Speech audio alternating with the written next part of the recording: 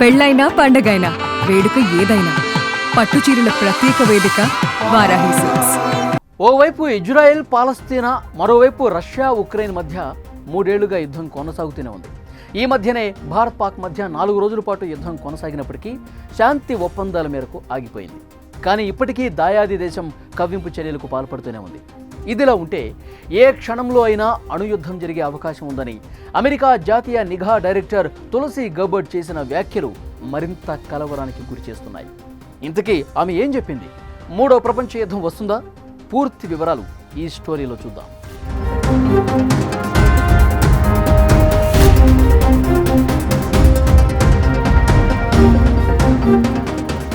ప్రపంచం ఎన్నడూ లేనంతగా global nuclear యుద్ధానికి సమయం వచ్చిందని యుఎస్ ఇంటెలిజెన్స్ చీఫ్ తులసి వ్యాఖ్యలు కలవరం పుట్టిస్తున్నాయి. కొంతమంది యుద్ధోన్మాదులు తమ స్వార్థం కోసం ప్రపంచ శక్తుల మధ్య వివాదాన్ని రేకెత్తించడానికి ప్రయత్నం చేస్తున్నారని ఆరోపించారు. బహుశా వారికి, వారి కుటుంబాలకు న్యూక్లియర్ షెల్టర్స్ ఉన్నాయనే ధీమాతో ఇలా చేస్తుండొచ్చు. ఇక్కడ బలి అయ్యేది పెద్దవాళ్ళు కాదు, సామాన్య ప్రజలు. ఎందుకంటే సామాన్య ప్రజలకు అలాంటి సదుపాయాలేమీ ఉండవు. ఇలాంటి యుద్ధాలు జరిగితే భూ వినాశనం తప్పదు.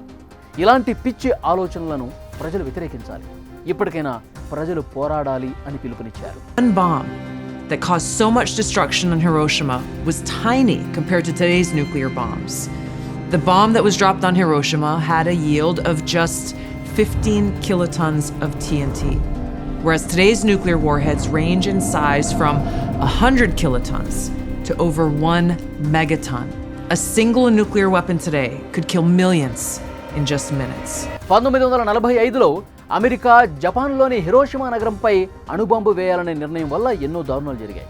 ఇప్పటికీ అక్కడ కొన్ని ప్రాంతాల్లో పచ్చదనం అనేది లేకుండా పోయింది. ఇప్పుడు టెక్నాలజీ మరింతగా పెరిగింది. ఒకే ఒక్క అణువాయుధం కొన్ని నిమిషాల్లో లక్షలాది మందిని చంపగలదు. పర్యావరణం పూర్తిగా దెబ్బతీస్తుందని ఆమె చెప్పారు. ఈ సందర్భంగా హిరోషిమా నగరంపై అణుబాంబు వేసిన తర్వాత పరిస్థితి ఎలా ఉంది?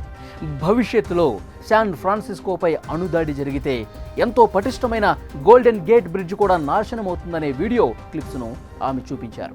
తులసి గబర్డ్ వీడియో సోషల్ మీడియాలో ఇప్పుడు వైరల్ అవుతోంది. ఇదిలా ఉంటే భారతదేశం, పాకిస్తాన్ మధ్య ఘర్షణలు చెలరేగిన తర్వాత అణుయుద్ధం జరగకుండా అమెరికా అధ్యక్షుడు డొనాల్డ్ ట్రంప్ మధ్యవర్తిత్వం చేశారు.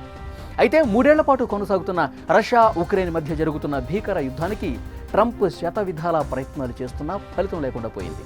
మరోవైపు చైనా, ఇరాన్తో అమెరికా వైరం కొనసాగుతూనే ఉంది.